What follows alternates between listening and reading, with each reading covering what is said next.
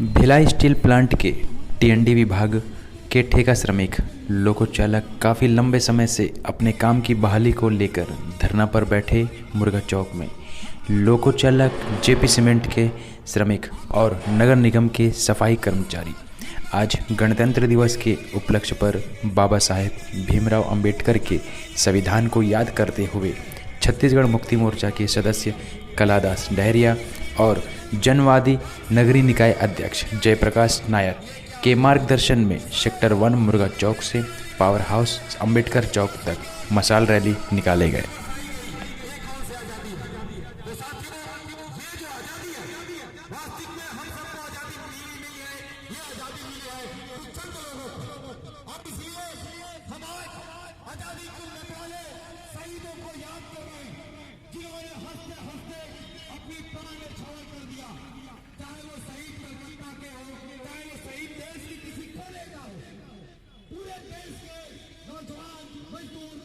आज क्या कारण था जो मशाल रैली निकाली गई? देखिए, आज हम लोगों का मशाल जुलूस निकालने का मकसद यही है कि आज 26 जनवरी है और देश के कोने कोने में आज 26 जनवरी मनाया जा रहा है। देश के उन शहीदों को भी याद किया जा रहा है जो शहीद अपने कुर्बानी दिए हैं, अपने प्राण न्यौछावर किए हैं। पर आज हम लोगों को लगता है कि ये जो आज़ादी मिली है वो आज़ादी में अभी भी बहुत सारा अधूरा है, एक तरीक़े से अधूरा आज़ादी है। इसलिए मैं कहना चाह रहा हूँ कि हमारे सामने देखते हैं कि यहीं पर आज के समय में, वर्तमान समय में आईआर के सामने 91 दिन से गेट में बैठे हैं मजदूर, काम से निकाल दिया है, उनके सुनने वाला कोई नहीं है। वहीं पर लगातार आज 20 दिन हो गया, एक कार्तिक राम ध्रुव का जो डेड बॉडी है, उनका लाश है मरचुरी में रखा है। उनके परिवार अनुकंपा नियुक्ति के लिए आवाज़ दे रहे हैं कि अनुकंपा नियुक्ति मिलनी चाहिए, लेकिन सरकार के कान में जू तक नहीं चल रही है। भिलाई इस्पात संयंत्र जो है सेंट्रल गवर्नमेंट का इकाई है, उनके कान में जू तक नहीं चल रही। आखिर क्यों? उस तरीके से आज दिल्ली के अंदर भी ट्रैक्टर मार्च में लाठियाँ और सुरगेस बरसाई जाती है। 1992 में इसी तरीके से हम मजदूरों को न्यूनतम वेतन के मांग पर बार गोली चालन किया गया, जिसमें 17 मजदूर मारे गए। तो आखिरकार आज़ादी किसको मिली?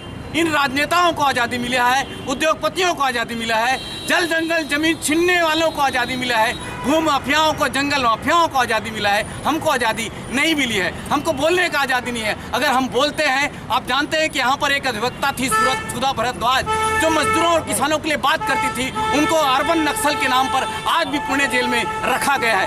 अब पुणे जेल से मुंबई जेल में शिफ्ट कर दिया गया है। तो कुल मिलाकर ये है कि आज़ाद वही है जो ज़्यादा जनता का दमन करता है, जो सत्ता के लिए सब कुछ करता है। इस व्यवस्था के, चाहे वो कार्यपालिका, न्यायपालिका, विधायिका, पत्रकारिता, सभी विभागों को जब भी ये व्यवस्था जो है ये सत्ता इस्तेमाल करती है, ऐसे समय में हमें आज़ादी मिली है कहना बड़ा मुश्किल है। हमको और वास्तविक आज़ादी लेने के लिए संघर्ष करना पड़ेगा। ये आज़ादी का भी महत्व है, उन शहीदों ने कुर्बानी दिया है, लेकिन हमको और पूर्ण आज़ादी के लिए अपनी कुर्बानी देनी होगी। इसलिए हमने मशाल जुलूस निकाला। आपका परिचय दे दीजिए। मेरा नाम कलादास डहरिया है और मैं छत्तीसगढ़ मुक्ति मोर्चा मजदूर कार्यकर्ता समिति का सक्रिय सदस्य हूँ।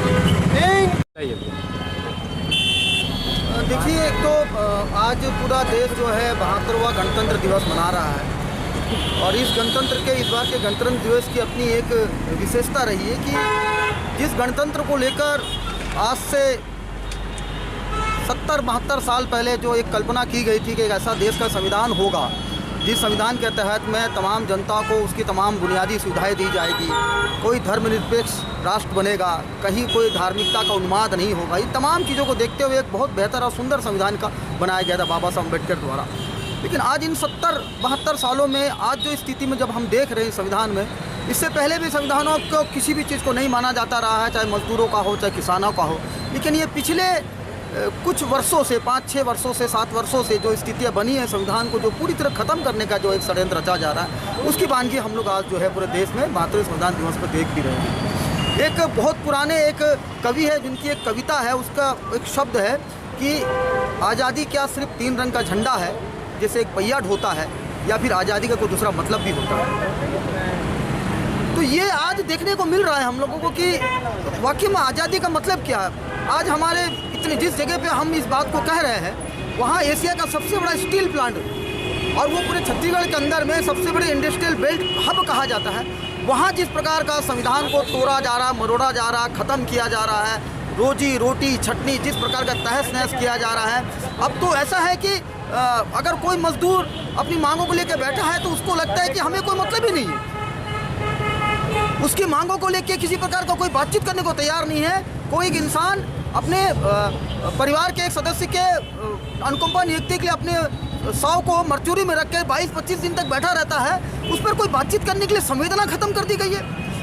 मतलब संवेदनाओं का खत्म होना ही देश के संविधान की हत्या मानी जाती है। पूरी तरह जनता की संवेदनाओं को, भावों को लेकर एक संविधान का निर्माण होता है और संवेदनाओं को हत्या कर दिया गया। इसका मतलब ही है कि देश में संविधान नाम की चीज़ रह ही नहीं गई। अब जो कुछ भी अब रह गया हम लोग के पास में चीज़ों को लेकर कि अब उस संविधान को हम कैसे बचा पाए, ये चुनौती होगी। संविधान को लागू करने की स्थिति तो खत्म हो गई कि देश में संविधान लागू होगा या नहीं होगा, अब ये सवाल खत्म हो गया। अब तो संविधान को बचाने की स्थिति में आ गए हैं और ये ज़रूरी है कि संविधान को बचाने के लिए हम सबको एक होना पड़ेगा।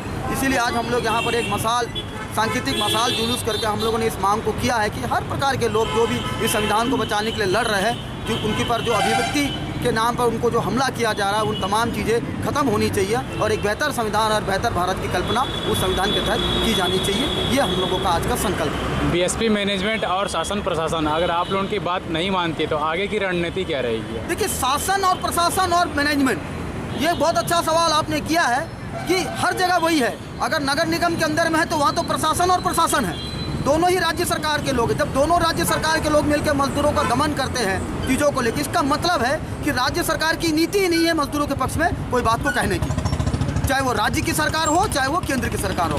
भिलाई स्टील प्लांट एक सेंट्रल पब्लिक सेक्टर है, इसको हमको समझना पड़ेगा और राज्य सरकार की जवाबदेही है कि सेंट्रल पब्लिक सेक्टर में होने वाले किसी भी प्रकार की चीज़ों में दखलंदाजी करके उसमें मध्यस्थता करे।